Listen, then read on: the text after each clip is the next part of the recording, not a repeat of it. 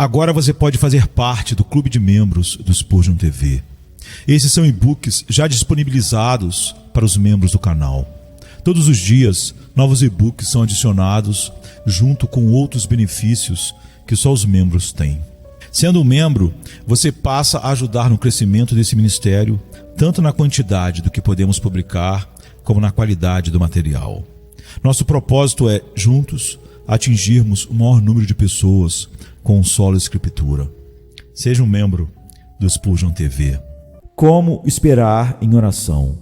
Sermão número 1969, pregado na manhã de domingo, 11 de setembro de 1887, no Tabernáculo Metropolitano, Newington, Londres, Inglaterra. Lembra-te da palavra a teu servo, na qual me fizeste esperar. Salmo 119, verso 49. O Salmo 119 é uma composição maravilhosa. Suas expressões são tantas quanto as ondas, mas seu testemunho é como o mar. Trata-se sempre do mesmo assunto e consiste, como você pode observar, de um grande número de versos, alguns dos quais são muito semelhantes a outros, e ainda ao longo das 176 estrofes, o mesmo pensamento não é repetido. Sempre há um tom de diferença, mesmo quando a cor do pensamento parece ser a mesma. Alguns disseram que nele há ausência de variedade, mas isso é apenas a observação de quem não o estudou.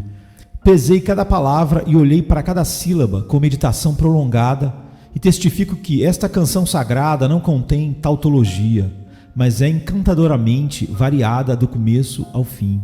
Sua variedade é a de um caleidoscópio, de alguns raios de luz, uma variação ilimitada é produzida.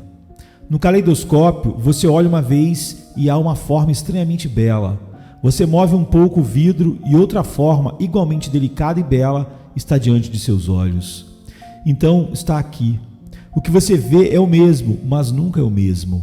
É a mesma verdade, mas é sempre colocada sob uma nova luz, colocada em uma nova conexão, ou de uma forma ou outra investida de frescor. Não creio que qualquer outro assunto, exceto um celestial, teria permitido que tal salmo fosse escrito nele, pois as coisas deste mundo logo se espalham e dissipam. Nem poderiam tal tratamento ter sido dado ao assunto por qualquer mente menos que a divina. A inspiração sozinha pode explicar a plenitude e o frescor deste salmo. As melhores composições dos homens logo se esgotam. São cisternas e não mananciais. Você gosta muito delas no primeiro contato e acha que poderia ouvi-los centenas de vezes, mas não, você logo os achará cansativos. Muito rapidamente, um homem come muito mel, até as crianças, enfim, se fartam de doces. Todos os livros humanos envelhecem depois de um tempo, mas com a palavra de Deus, o desejo de saber aumenta, e quanto mais você sabe disso, menos acha que sabe. O livro cresce sobre você. Ao mergulhar em suas profundezas, você tem uma percepção crescente do infinito que permanece inexplorado. Você ainda está suspirando para saber mais daquilo que é a sua felicidade saber. Este maravilhoso salmo, por sua grande extensão, ajuda-nos a admirar a imensidão das Escrituras. Por manter um assunto, ajuda-nos a adorar a unidade da Escritura, pois ela é apenas uma. No entanto, pelas muitas voltas que ele dá ao mesmo pensamento, ajuda você a ver a variedade das Escrituras. Quão multiformes são as palavras e pensamentos de Deus. Em sua palavra, assim como na criação, as maravilhas da sua habilidade são realmente múltiplas. Admiro muito neste salmo o amálgama singular que temos de testemunho, de oração e de louvor. Em um versículo, o salmista dá testemunho. Em um segundo verso, ele louva. Em um terceiro verso, ele ora. É um imenso feito de muitas especiarias, mas elas são maravilhosamente compostas e trabalhadas juntas, de modo a formar uma doçura perfeita. Você não gostaria de ter um terço do salmo composto de oração, marcado até o versículo 60, por exemplo, e depois outra parte composta exclusivamente de louvor, e ainda uma terceira parte de testemunho sem mistura. É melhor ter todos esses ingredientes divinamente doces, misturados e trabalhados em uma unidade sagrada, como você os tem neste salmo 3 vezes sagrado. Meu texto é uma oração, mas nele há um testemunho e uma certa dose de louvor. Neste único texto há a mesma mistura de perfumes doces que em todo o salmo. Que Deus nos dê a graça de estarmos em tal estado de coração que possamos entrar na oração do texto. Por isso, presta um testemunho de gratidão, que possamos nos juntar a esse testemunho. No que se refere a louvar a Deus, possamos também louvá-lo de todo o coração. Existem apenas 2 coisas sobre as quais posso tentar falar neste momento. Não posso tirar de um baú tão rico todos os seus tesouros. A primeira é a oração. Lembra-te da palavra ao teu servo, na qual me fizeste esperar. E em segundo lugar, o apelo da oração. É um apelo triplo, creio eu. É a sua palavra, sou seu servo e tu me fizeste esperar nisso. Vem, Espírito Santo, e abençoe nossa meditação. A oração. Davi ora, lembra-te da palavra ao teu servo. Lembrar. Essa oração é feita à maneira dos homens, pois Deus não pode esquecer. Seria uma concepção muito baixa de sua onisciência se imaginássemos que algo passou longe do seu conhecimento. Vemos as coisas como elas vêm uma após a outra em uma procissão, mas Deus está em uma posição na qual ele vê tudo de uma vez só. Um homem que viaja pela Inglaterra vê uma porção de cada vez, mas aquele que olha para o mapa vê todo o país presente diante dele ali mesmo. Deus vê tudo como agora. Nada é passado, nada é futuro para ele. Ele vê as coisas que não são como se fossem, e as que serão como se já tivessem sido. Deus não se esquece e, portanto, o texto fala apenas em um certo sentido restrito e deve ser entendido à maneira dos homens. Amado, de que outra maneira poderíamos falar? Deus não nos ensinou a falar à maneira de Deus. Como poderíamos? Não somos divinos. Há uma linguagem acima que Paulo ouviu, da qual ele disse que não era lícito um homem pronunciá-la, ou seja, não existe um vocabulário humano aqui para tal. Os homens devem falar como os homens, e cada tipo de homem deve falar segundo os seus próprios modos. Portanto, não vamos censurar um irmão mais jovem quando ele faz uma oração que é muito natural dele, embora pareça estranho para nós. Não vamos condená-lo porque sua linguagem não é estritamente correta, pois embora possa soar assim em nossos ouvidos, o Senhor pode ficar bem satisfeito com ela. Você é inteligente, educado e um cristão maduro, e a linguagem infantil de um iniciante pode soar em seus ouvidos, mas você deve suportar o choque, pois o Senhor carrega muito mais debilidade de você e de outros de seus filhos. Se a linguagem é natural para o novo convertido e flui do seu coração, ele fala à maneira e de acordo com a maneira dos homens, que é sempre falha. Você não se sairá melhor se for julgado do ponto de vista de Deus. Estamos muito aptos a transformar os homens em ofensores da palavra. Certamente Deus pode tirar o melhor proveito dos seus servos como ofensores com o melhor de suas palavras, se ele quiser. Em tal caso, ele poderia ter agarrado o seu servo Davi bruscamente e dito: lembrar? Você disse lembrar-se para mim? Você imagina que eu posso esquecer? E você assume a responsabilidade de falar com o Deus eterno e dizer a ele para ele lembrar? No entanto, nenhuma falha foi encontrada nessa oração. Pelo contrário, é uma oração que o próprio Espírito Santo inspirou, e o Espírito Santo a registrou e a colocou neste salmo como modelo para que possamos orar da mesma maneira. Garanto-lhe que, se nossas orações fossem avaliadas de acordo com o padrão de linguagem que os anjos usam diante do trono eterno, pareceriam coisas muito, muito pobres, cheias de expressões errôneas. Mas Deus não as mede assim, pois embora falemos à maneira dos homens, é para nosso consolo que Deus ama a maneira dos homens, pois é a maneira do seu Filho unigênito. É assim que Jesus falou, e o Senhor, em nosso tom débil, que por si só poderia ser aberto à censura, ouve a linguagem do Filho do Homem, e por sua causa querida, ele não nos condena, ele não condena nosso falar à maneira dos homens. Ele nos permite, por assim dizer, pois ele mesmo sabe ler nas entrelinhas. Ele entende o significado de nossos gemidos e lágrimas e, quando deixamos de nos expressar adequadamente em palavras, ele lê nosso coração e aceita nossos significados secretos. Acho que estou autorizado a fazer estas observações sobre essa expressão da oração.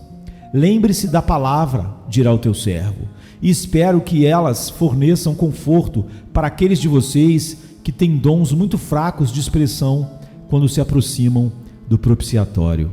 Não escondo de mim mesmo o fato de que é a linguagem que contém algum traço de incredulidade. Talvez não houvesse descrença no coração do salmista na época, mas é uma linguagem adequada para quem nem sempre foi um crente firme e inflexível. Parece que o pensamento de que o Senhor poderia esquecer cruzou a alma do suplicante. Parece que, embora não tenha sido tolerado, pois a fé o expulsou, a sugestão havia batido à porta da mente, dizendo: meu caminho está escondido do Senhor, a minha causa está ausente do meu Deus. Não dizemos a outra pessoa: lembra-se, a menos que haja pelo menos a apreensão da possibilidade de esquecimento. Davi não queria dizer exatamente, quando começou a pensar sobre isso, que realmente pensava que Deus se esqueceria. Mas geralmente falamos com pressa quando falamos na descrença. E então não medimos o que dizemos. A descrença é a pressa da alma. Uma alma regenerada, sentada, quieta e avaliando corretamente toda a questão entre a fidelidade eterna de Deus e os problemas passageiros da vida, não pode demorar a chegar a uma conclusão confiante. Há pressa em relação às nossas preocupações e ansiedades, e nessa pressa podemos nos precipitar para toda a conclusão de que o Senhor pode nos esquecer. Ó pobre criança preocupada, se você é tão tola a ponto de permitir que um medo tão absurdo entre em seu peito, seu pai preferiria que você expressasse sua apreensão a ele do que escondê-la em seu coração. Um fogo abafado é sempre perigoso. Se você suspeita que pode ser esquecido, ore com honestidade. Lembre-se da palavra ao teu servo. Essas orações são colocadas nas Escrituras com o propósito de que possam ser expressões de que temos medo de expressar. O pavor está realmente aí, e Deus o vê e nos ensina a liberá-lo. Com gemidos que não podem ser proferidos, seu Espírito nos ajuda, mas às vezes ele nos ajuda de outra forma, ou seja, ajudando-nos a proferir esses gemidos. Ele nos encoraja a expressar o que, a princípio, não ousamos dizer. Por isso, somos ajudados a dizer: lembre-se da palavra. Embora corremos ao pensar que jamais deveria ter ocorrido a nós, que Deus poderia esquecer. Vejamos a oração novamente. Lembre-se da palavra que falaste ao teu servo. A intenção daquele que fez esta oração era pedir a Deus que se lembrasse de sua palavra, cumprindo-a. Esse é o verdadeiro significado disso. Como quando um servo às vezes diz: espero que se lembre de mim. Sim, vamos nos lembrar dele, mas não é bem isso que ele quer dizer. Os que falam assim esperam que lhes demos algum sinal de lembrança, alguma prova prática de que nos lembramos deles. Portanto, esta oração significa: Senhor, deixe-me não apenas estar em seus pensamentos, mas deixe-me estar em seus atos. Você prometeu suprir minhas necessidades. Lembre-se de mim suprindo minhas necessidades. Você prometeu perdoar meus pecados. Lembre-se de mim dando-me um senso de perdão. Você prometeu ajudar o seu servo e me dar força de acordo com o meu dia. Lembre-se da sua palavra, cumprindo a sua palavra e concedendo-me a força de acordo com a minha necessidade. Bem, amados, esta é uma oração muito legítima. Na verdade, é a própria essência da oração, colocar Deus em mente o que Ele prometeu. Você nunca pode orar 1 centímetro além da corda da promessa com qualquer certeza de ser ouvido. De minha parte, sempre me sinto seguro com Deus quando posso citar suas próprias palavras. Sinto então que posso pedir ousadamente e não preciso colocar "se for a tua vontade" e essas outras reservas, porque se a promessa não fosse a sua vontade, ele não teria falado.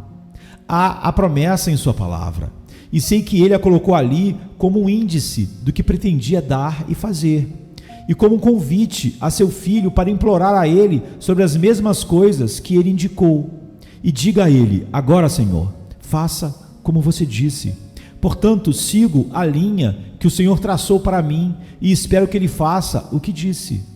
É uma grande coisa, quando você está suplicando a qualquer homem, trazer sua própria caligrafia diante dele. Você tem então um certo domínio sobre o que você pede de uma maneira mais firme. Você tem a promessa dele em preto e branco, e ele não pode fugir disso.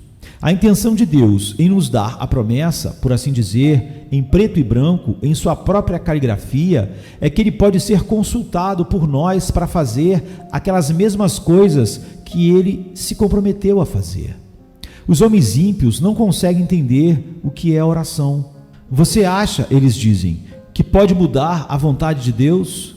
Respondemos a eles: nunca supomos nada disso, mas supomos que nossa oração seja a sombra de uma bênção vindoura.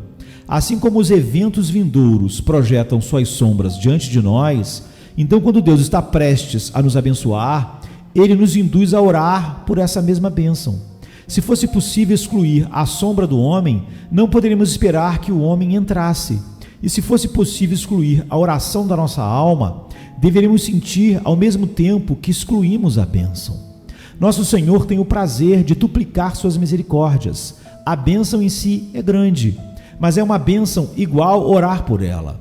Frequentemente, faz mais bem uma criança obter um favor do pai do que o próprio favor que lhe traz. Se o pai atribui a ele alguma pequena tarefa a fazer, se ele diz: agora, meu filho, prove para mim que isso será uma coisa boa. O exercício mental, a súplica, o pedido podem ser tão úteis na criança, a educação delas, como a coisa pela qual ele pede. Eu digo novamente, nosso Deus duplica suas bênçãos ao fazer seus servos orarem por elas. A oração, então, nada mais é do que isso: minha lembrança fiel de que Deus prometeu certa bênção e, em seguida, lembrá-lo de que ele prometeu. Não é suposto que ele se esqueça, mas ele quer que eu haja em relação a ele como se ele pudesse esquecer, a fim de que, por tal exercício, eu mesmo possa vir a valorizar a bênção e ser incitado à persistência e fervor. A oração é correta quando dizemos: lembre-se da palavra dada ao seu servo. É de fato o que Deus sempre pretende que a oração seja: uma lembrança ao Pai Celestial da sua promessa. Às vezes, essa palavra, lembrar, é usada de maneira muito apropriada, porque parece à mente que Deus provavelmente se lembrará de outra coisa que seria uma perda para nós. Suponha que você e eu estejamos andando contra Deus, e às vezes seu povo anda contrário a Ele. Então o Senhor pode se lembrar do nosso pecado, e Ele pode começar a lidar conosco de uma forma de punição, a nos humilhar e disciplinar. Então é a hora de entrar com esta oração: lembra-te da tua palavra ao teu servo. É o mesmo que dizer: embora meus pecados clamem em seus ouvidos e clamem que você deve me ferir, lembre-se de sua palavra de promessa, promessa de perdão, de piedade, de poder, e deixe-me viver. Admito, meu gracioso Senhor, que se você ouvir minha fraqueza em oração, isso me acusará de falta de sinceridade e, portanto, você pode estar inclinado a negar isso para mim. Todos os meus esquecimentos, falhas e transgressões clamam contra mim. Se você ouvir isso, meu Senhor, você pode muito bem alcançar a vara e me ferir novamente e novamente. Mas, fique surdo a essas vozes e ouça apenas a música de sua própria palavra. Como dizem os versos: não pelos meus pecados, ó Senhor, lembre-se. Não seja o seu próprio vingador, mas por sua grande e eterna misericórdia, Salvador, Deus meu, lembre-se de mim. Lembre-se de sua palavra e esqueça minhas palavras. Lembra-te da palavra sobre a qual me fizeste ter esperança e esqueças das coisas pelas quais te deixei irado. Sei que você pode muito bem se lembrar dos meus pecados, como fez com os pecados de Israel no deserto, e dizer: eles não entrarão no meu descanso. Mas eu imploro que não faça isso. Você pode ouvir minhas provocações e minha incredulidade e dizer: você morrerá no deserto. Mas, ó meu Deus, como Moisés pleiteou sua aliança contigo, eu também imploro a ti, não por mim, mas por causa da tua palavra, não por minha causa, mas por causa da tua promessa e da tua aliança. Suplico-te, não falhes o teu servo, mas ainda me acompanhe até que me leves ao descanso que me prometeste. Você vê então a adequação singular da expressão, embora à primeira vista possa parecer questionável: lembre-se da palavra ao seu servo. Irmãos, a grande misericórdia para nós é que Deus tem uma memória muito forte. Para com seu povo, ele tem uma memória tão forte que disse: será que uma mulher pode esquecer seu filho de peito para não ter compaixão do filho que está no seu ventre? Sim, ela pode esquecer. Ainda assim, eu não vou te esquecer. Que memória forte, mais forte do que a memória de uma mãe com um bebê em seu peito. Ó bendita memória de Deus, mesmo assim não vou te esquecer. Eis que te gravei, diz ele, na palma das minhas mãos. Não há como esquecer o que está escrito nas palmas das suas mãos. Você não pode fazer nenhum trabalho e você o vê lá. E Deus não pode fazer nenhum trabalho sem ver os nomes de seus filhos. Ele não pode fazer nenhuma obra de julgamento sem ver seus nomes e, portanto, poupa seu povo. Ele não pode fazer nenhuma obra de generosidade, exceto vendo que seus nomes estão em suas mãos e, portanto, ele diz: certamente abençoando eu te abençoarei, e multiplicando eu te multiplicarei. Suas mãos estão marcadas com os nomes de seus amados, e não é possível que ele os esqueça. O Senhor tem uma memória amorosa, ele não pode esquecer os seus. Pense em palavras como essas: lembro-me de ti, do amor das tuas esposas. Ó Israel, não serás esquecido de mim. O Senhor teu Deus não te abandonará, nem te esquecerá do pacto de teus pais que ele jurou para eles. E então nosso Deus tem uma longa memória. Quantas eras se passaram antes que Cristo viesse, e ainda assim sua vinda estava sempre na mente do Senhor. A plenitude dos tempos ainda não havia chegado, e mesmo assim o Senhor não se esqueceu disso, pois assim que o relógio bateu naquela mesma noite, eles não esperaram até de manhã. Uma multidão das hostes celestiais reconheceu o sinal, e seu louvor fluía em uma catarata de canções deliciosas que enchia o ar da meia-noite. Eles cantaram: glória a Deus nas alturas e paz na terra, boa vontade para com os homens. Cristo nasceu no exato momento em que Deus decretou que ele deveria nascer. As semanas terminaram, a dispensação encerrada, e eis que ele veio. Deus tem uma memória muito exata e pontual. Lembre-se de quando Israel saiu do Egito. No mesmo dia, o Senhor os conduziu. O Senhor se gloria na exatidão da hora. Conheço algumas pessoas que nunca deixariam uma conta sem pagar por um dia. E quanto a seu aluguel, eles estão prontos antes do meio-dia e dizem: meu senhorio nunca teve que esperar. Eu estava sempre pronto para o momento. Você descobrirá que Deus, embora ele nunca esteja antes do seu tempo, nunca é tarde demais e nunca está atrasado. Ele tem uma memória muito exata, uma memória sobre pequenas coisas e sobre momentos de tempos importantíssimos. E ele mantém contato com seus servos até os jotas e as vírgulas da palavra que ele lhes deu. Ele tem, amados, uma memória muito graciosa para com o seu povo, porque é forte em certos sentidos e em certos assuntos, mas no amor a torna muito fraca em outros. Ele diz: seus pecados e suas iniquidades não me lembrarei mais. Ele esqueceu suas transgressões e lançou todos os seus pecados nas profundezas do mar. Toda a força da memória do Senhor, que pode ter ido na direção de notar nossas más ações, vai na direção contrária. Ele é ainda mais poderoso para se lembrar de nós para o bem, porque ele nunca se lembrará de nosso mal enquanto viver. Amado, o Senhor pensa em você para lhe fazer o bem. Falando à maneira dos homens, ele trama, ele urde e planeja fazer o bem a seu povo. Ele diz que nos abençoará de todo o coração e de toda a alma. Essa é uma expressão maravilhosa. Deixe-me dar-lhe o texto preciso. Sim, alegrar-me-ei por causa deles, fazendo-lhes o bem. E os plantarei nesta terra, seguramente com todo o meu coração e com toda a minha alma. Pense em Deus abençoando o seu povo de todo o coração, regozijando-se por fazer-lhes o bem. Os olhos do Senhor estão sobre os justos, e o coração do Senhor está ocupado com os casos do seu próprio povo. Bendito seja seu querido nome. Temos muito a apelar quando oramos. Lembra-te da palavra a teu servo, na qual me fizeste ter esperança. Olhamos aqui para os prazos que o salmista usa. O primeiro é: lembre-se da palavra. É um apelo bendito. A palavra, pois pela palavra sobre a qual Deus fez seu servo ter esperança, se estende a palavra de Deus. Ele nunca faz seu povo ter esperança na palavra de outra pessoa. É na palavra do Senhor que a esperança do seu povo encontra apoio. Vamos considerar o poder, a dignidade e a glória dessa palavra. Este é o maior de todos os fundamentos de segurança. Já disse que você não pode ter maior domínio sobre um homem do que quando você tem sua própria palavra a suplicar. Lembre-se da palavra. Deus é soberano. Ele tem o direito de fazer absolutamente o que deseja. Quem deterá sua mão ou lhe dirá o que você está fazendo? Mas Deus, falemos com reverência aqui, quando Ele faz uma promessa, liga-se com cordas de sua própria fabricação.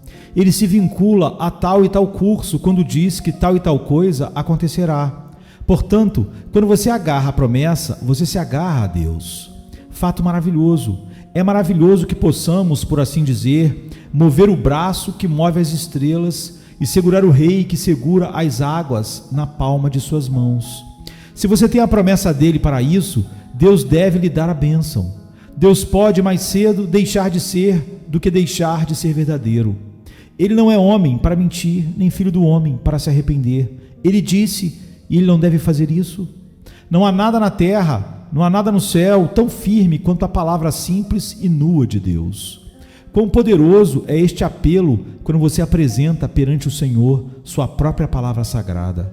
É uma palavra real. Não esperamos que os reis sejam rápidos e soltos com as palavras. Eles dizem, se a honra fosse banida de todo o resto da humanidade, ela ainda deveria encontrar um refúgio no seio dos reis.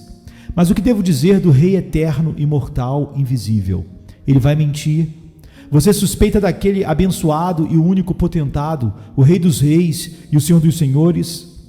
Como você insulta sua majestade se sonhar que ele pode falsificar sua promessa solene e quebrar sua palavra?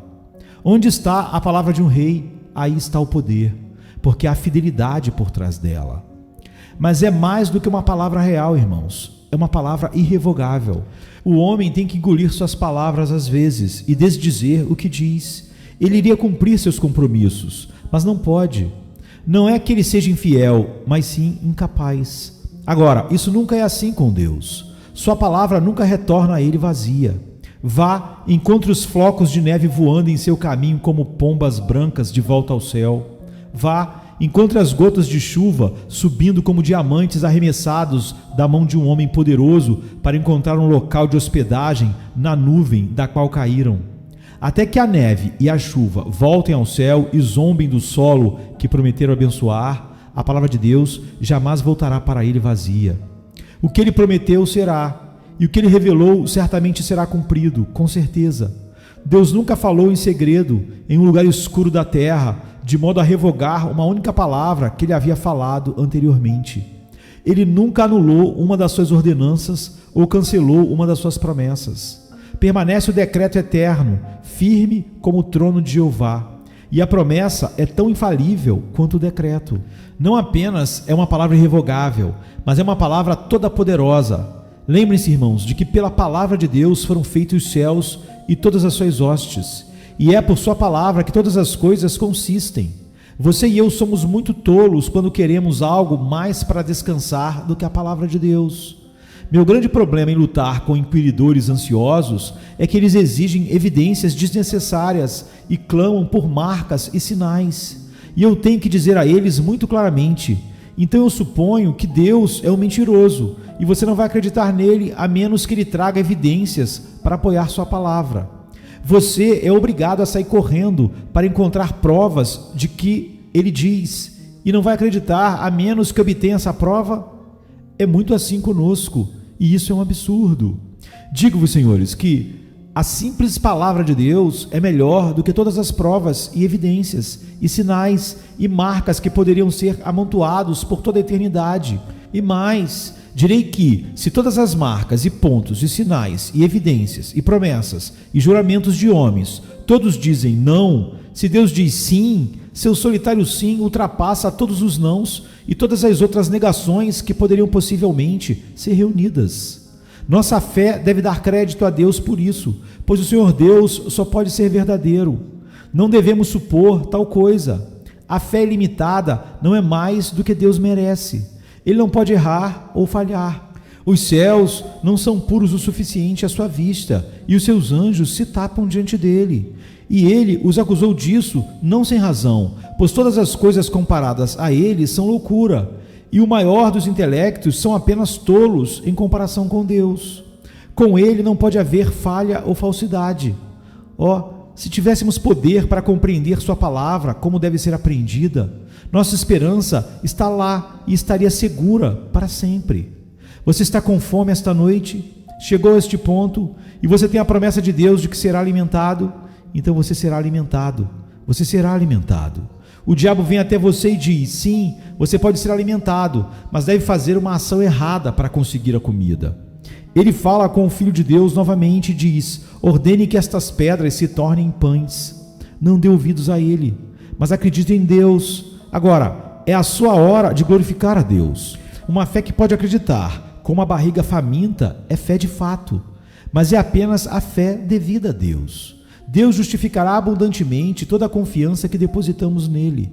Diga ao diabo: o homem não viverá só de pão, mas de toda a palavra que sai da boca de Deus. Há alimento na palavra de Deus, há tudo nessa palavra. A criatura deve seu poder de abençoar e nutrir a vontade de Deus. E se a criatura estiver ausente, a vontade de Deus ainda pode cumprir seu propósito por sua palavra, sem a criatura. Eu coloquei isso em uma luz muito forte, mas tenho certeza de que não vou além do que a palavra de Deus garante. Que graça pleitear a promessa e descansar nela. Amado, quando você está orando na hora da angústia, que bendito apelo para você. Senhor, lembra-te da tua palavra. Disseste na tua palavra: quando passares pelas águas, estarei contigo, e através dos rios eles não te afogarão. Ele se lembrará disso. Você pode esquecer a palavra do Senhor, mas ele não se esquece. E quando você rogar, a resposta de paz virá à sua alma. Ainda me lembro de você com sinceridade. Embora o Senhor o castigue, ele não se esquece de você. Seu castigo é a prova de que ele pensa em você. Ele não o colocará como Edimar, nem o fará como Zeboim, pois o amor eterno não pode esquecer os objetos da sua escolha. Ele nos escolhe por seu amor e nos ama por sua escolha. Portanto, peça bem a sua palavra dita a você. O segundo fundamento está nas palavras seu servo. Lembre-se da palavra ao seu servo. Um homem é obrigado a manter sua palavra a qualquer pessoa e a todos. Mas às vezes pode haver pessoas especiais com as quais um fracasso seria particularmente desonroso. Entre os demais, um homem deve ser fiel a seu servo. Observe primeiro: lembra-te da palavra ao teu servo. Significa isso: Senhor, é a tua graça que me fez teu servo. Eu já fui um pária, eu já fui teu inimigo. Senhor, eu não vim a ti, mas tu vieste a mim. Não procurei emprego em suas mãos, eu era muito perverso para isso. Mas você me procurou. Foi a sua graça que me tornou seu servo. Agora, Senhor, você me trouxe para ser seu servo, para me envergonhar. Você fez a maior coisa por mim, não fará a menor. Receber-me a seu serviço foi uma grande condescendência da sua parte. Não vai me conceder minhas rações, alimento e água. Você não vai encontrar minha mercê. Você não será gentil comigo. É uma boa defesa, não é, querido? Novamente, aqui está um outro fundamento. Um servo tem direito a seu mestre. Ousamos dizer com muita reverência que temos direito a Deus quando somos seus servos. Claro, essa afirmação é apenas como ele permite e é baseada somente na graça, mas ainda é um forte apelo ao nosso gracioso mestre. Foi considerado um homem mau o mestre que deixou seu servo para morrer quando ele estava doente. Ele não podia mais trabalhar, então seu cruel dono o deixou a caminho da morte. Nenhum bom mestre faria isso. Senhor, você vai fazer isso comigo? Quando eu ficar doente, você vai me abandonar? Quando eu envelhecer, você vai me abandonar? Quando eu não puder mais falar em seu nome, você me renegará? Quando eu não aguentar mais por causa da fraqueza, você vai me jogar de lado? Quando eu me deitar arfando em meu leito de morte, você dirá: tive seus melhores dias, mas vou deixá-lo agora?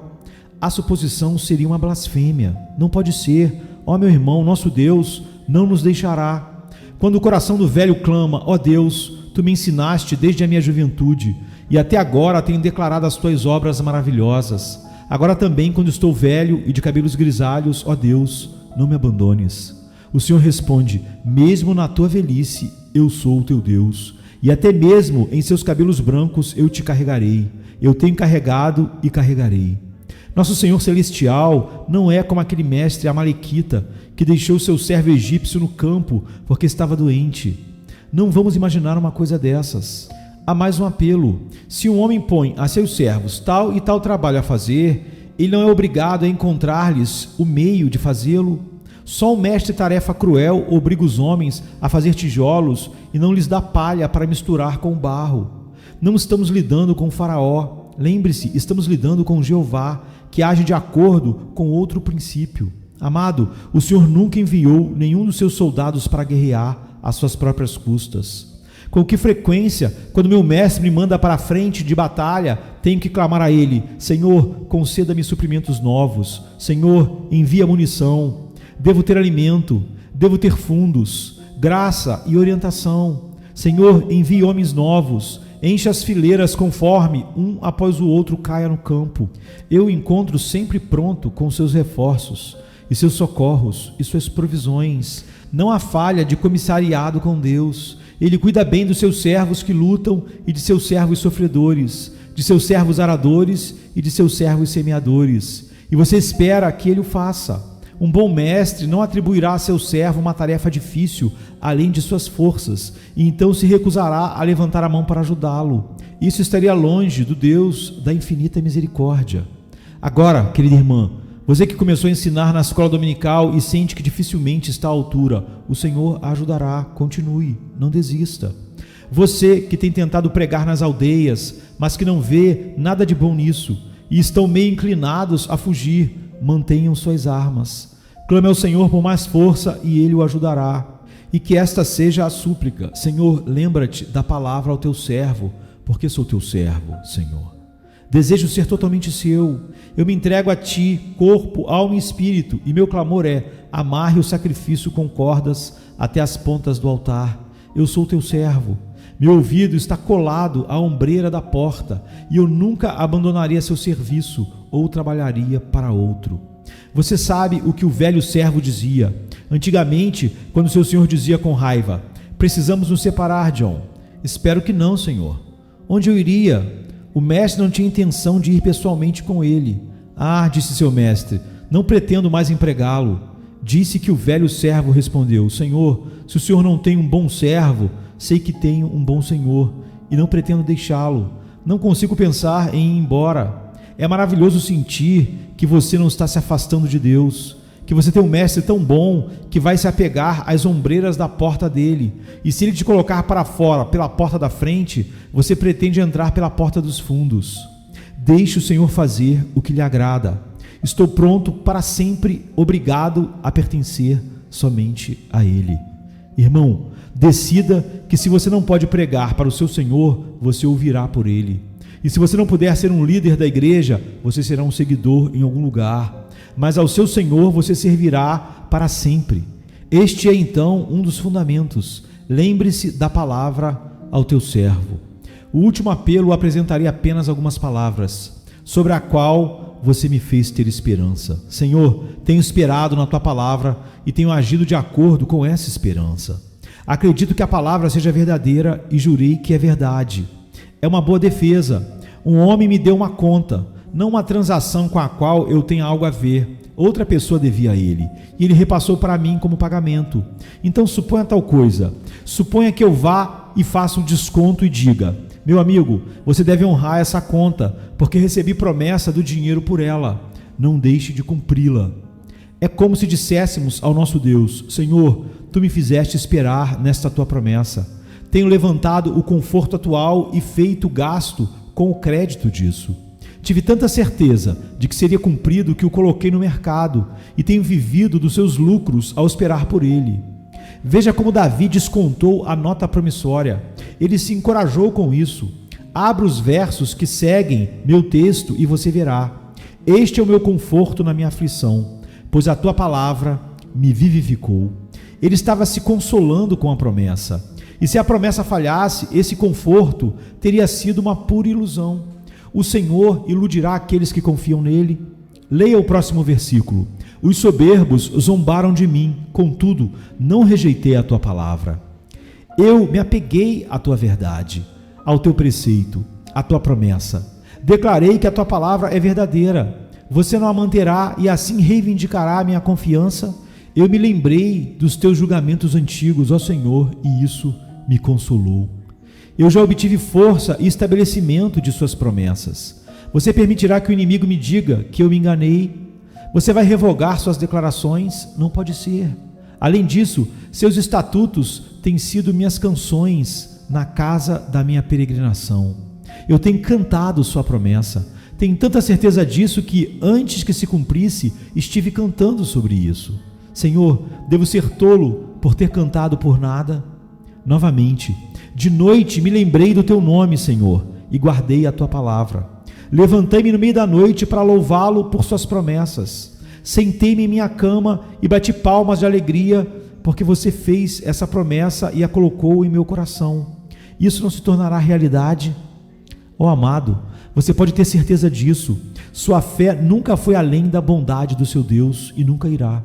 Se você acredita em grandes coisas dele, ele fará coisas maiores do que você acredita. Ele fará muito mais do que você pede ou mesmo pensa. Esta é uma súplica maravilhosamente abençoada. Você me deu esperança, portanto, ó Senhor, lembra-te da tua palavra. Quando li como Deus cumpriu sua promessa ao seu povo de antigamente, disse, ele cumprirá comigo. E quando me lembrei de como ele havia cumprido outras promessas para mim no passado, disse, ele vai cumprir esta também. Seus procedimentos anteriores nos induziram a confiar nele. Se ele não tivesse sido tão gracioso conosco nas ocasiões anteriores, nunca esperaríamos ser ouvidos desta vez. Mas seu amor no passado nos obriga a confiar nele agora. Senhor, o Senhor me deu esperança. Minha esperança é a sua criação, nutrição e aperfeiçoamento. Estou justificado em esperar em ti nesta ocasião, pelo que você fez por mim em dias passados. Esta minha esperança é a obra do seu Espírito Santo em minha alma. O seu Espírito Santo pode fazer uma pobre alma ter esperança por aquilo que ele nunca receberá. O seu Espírito Santo pode me atormentar estimulando uma esperança que nunca será cumprida. Você me deu esperança. Foi a tua palavra e eu fui o teu servo e acredito na tua palavra. E o teu Espírito me ajudou a ir da fé à esperança. E agora, quando as janelas da esperança se abrirem, não te agradará enviar um mensageiro de graça e paz? Ó necessitado Filho de Deus, vá para casa e implore desta forma, e você não voltará vazio. Você chegou a uma posição da qual parece não haver escapatória? Não peça para escapar, mas clame, lembra-te da tua palavra ao teu servo, na qual me fizeste esperar. Você, pobre pecador além, que nunca encontrou a Cristo, pense nesta palavra graciosa. O que vem a mim, de maneira nenhuma o lançarei fora. Apegue-se a essa declaração de amor e espere nela. Então diga, Senhor, lembra-te da tua palavra a teu servo, na qual me fizeste esperar. O Senhor abençoe a todos vocês e lhes dê uma esperança alegre em sua promessa segura, por amor do seu nome. Amém, queridos. Amém. Venha se cansado estás, e eu descanso darei. Tu descansarás.